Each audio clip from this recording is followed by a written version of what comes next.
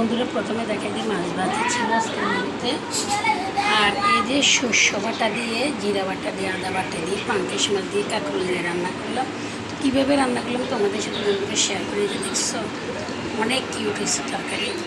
তারপর প্রথমে পাঙ্কেশ মাছকে ভিজিয়ে ফেলবা, সুন্দর করে ধুয়ে লবণ হলুদ দিয়ে ধুয়ে মাছটাকে হালকা গরম জল দিয়ে ধুয়ে তারপর এটাকে হালকা নুন হলুদ দিয়ে ভাজি করবা।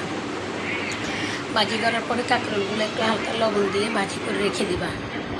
তারপর কালো জিরা দিবা, সোমবারে কালো জিরা দিবা, মানে তেল গরম হলে তেলের মধ্যে যে কালো জিরা দিবা। কালো জিরা দেওয়ার পরে যে তোমার শস্য বাটা, আদা বাটা, কাঁচামরিচ বাটা, গোলমরিচ বাটা, আদা বাটা এগুলো সব কিছু দিয়ে কষিয়ে যখন তেল উঠে যাবে তখন তেল ছাড়ে দেবে, হালকা একটু জল দেবা। জল দেওয়ার পরে যখন টকবক করে উঠবে তখন কাঁকরোল আর মাছ দিয়ে দিবা বন্ধুরা। দেওয়ার পরে এটি আজকে এটা আমার আজকে নতুন রান্না করছি, আমি আর কখনো রান্না করি না। কাঁকরোল দিয়ে শস্য বাটা দিয়ে, কাঁচা লঙ্কা দিয়ে প্রথম আজকে রান্না করলাম। আর সাথে ছিল বন্ধুরা আমাদের ভাত। আর এটি আজকে মেনুতে ছিল। তো ভালো লাগলে লাইক শেয়ার কমেন্ট করে দেবে, সাবস্ক্রাইব করে দেবো আমার চ্যানেলটাকে, ফলো দিয়ে সাথে থাকবে বন্ধুরা। তো শুভ দুপুর, সবাই ভালো থাকবে, সুস্থ থাকবে বন্ধুরা। নমস্কার।